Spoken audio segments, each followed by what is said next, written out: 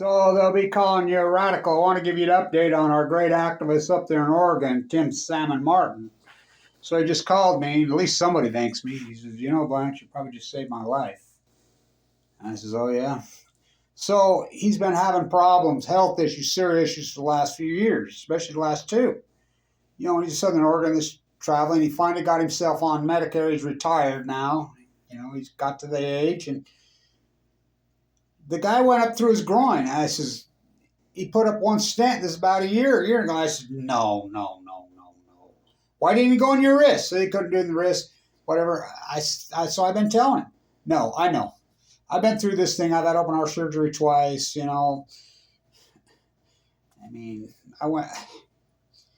Anyway, I'm like, you're clogged. You need to be sawed open. I'm telling you, you need to, just like my own heart. I was telling my own heart, no, it's my heart. It's my heart. I know, and no, and mine blew up, So anyway, just got off the phone with him. They cabbaged him out of his leg, and sure as shit, all four. So all four arteries. So he got in to see a young doctor, finally got in to see one, and she's like, he had a young female surgeon. I said, God, there's not many of those, heart surgeon. So they went in his wrist. They weren't in very long at all. And says, you're on the verge of death. I don't know how you're alive. You need emergency surgery right here, right now. This was, I think, Monday. He had the surgery Wednesday. So I just called him. He says, I can't believe it. I says, well, you feel good. You're all happy now. And sent pictures. They harvested out of his, I had my aortic root ripped out. That's different.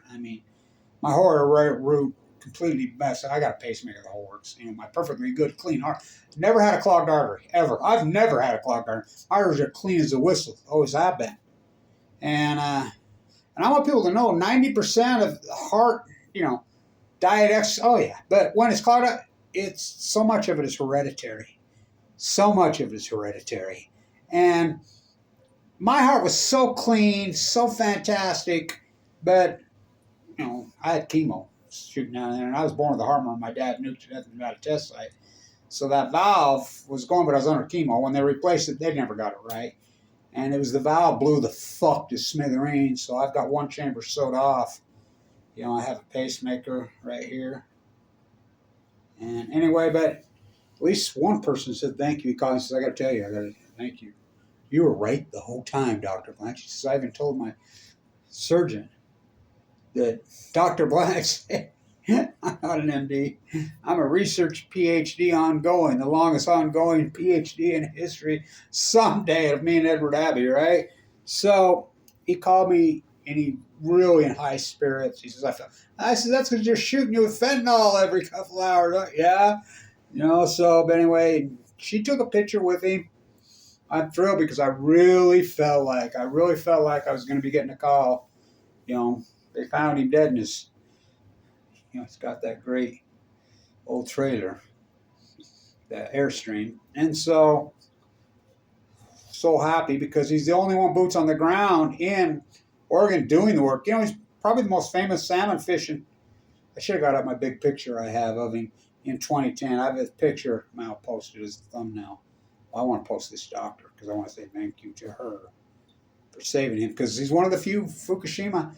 This guy's probably the most famous salmon guide in all of Oregon.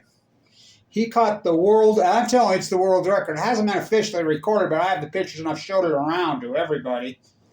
They say that's the world record steelhead ever caught, And that was in 2010. And then, of course, he's got that picture of that great shit. But, he's heartbroken. Like he said, I said, well, your heart already got ripped out watching the salmon collapse. He's born and raised Oregon, been on the water his entire fucking life. He's as old as me. We ain't young no more. When Fukushima happened when we were young, we're all old now. It aged us all. So thank you to this young one because these other doctors that seen him told him, no, here, just switch meds and stuff. We got one stent. He got in there and all four.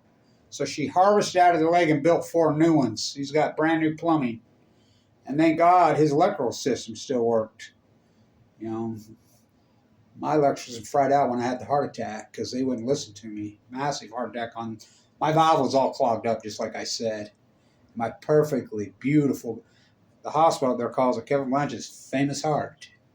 But remember I had chemo right in there, and I was born with a severe heart murmur, and it got worse and worse in the whole cancer fight, but I'm happy to be alive, financially destroyed, a lot of other things, frustrated and just keep fighting. So our great activist up there in Oregon, Tim Salmon Martin, alive and kicking, I don't know how. But he says, I got to tell you, thank you. You were right. You kept telling me for 2 years, you need to be sawed open. Your heart is all fucked up. They got to saw you up and save you. And he says, you knew and the other doctors didn't. This young female surgeon saved his life. I says, you'll be like a whole nother human being now.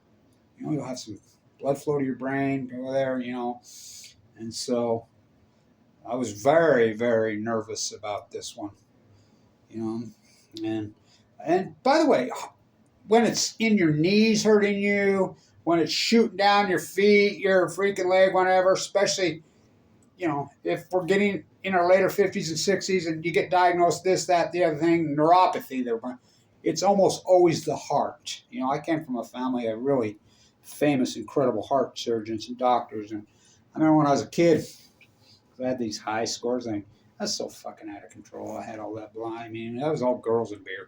But anyway, they're like, well, you should be like your uncle, be a heart surgeon, go to med. I went to pre-med school. I went for a while. So I'm like, I remember my auntie telling me, well, she was a famous head surgical nurse, Margaret, incredible woman. She died of cancer in 99. Kevin, if you're going to be a heart surgeon, turn your life over because you'll be one workaholic. So I got to go see a surgery in 1978. This is the famous town. Dr. Freeze is from Ben High right here. The whole clan of them. My uncle, those are the famous bypass surgeons. They're world famous. They were. They're all, Tom's been dead for years. But anyway, I got to go see one. Be done when I was young. I remember telling, number one, I'm not ever doing that to anyone.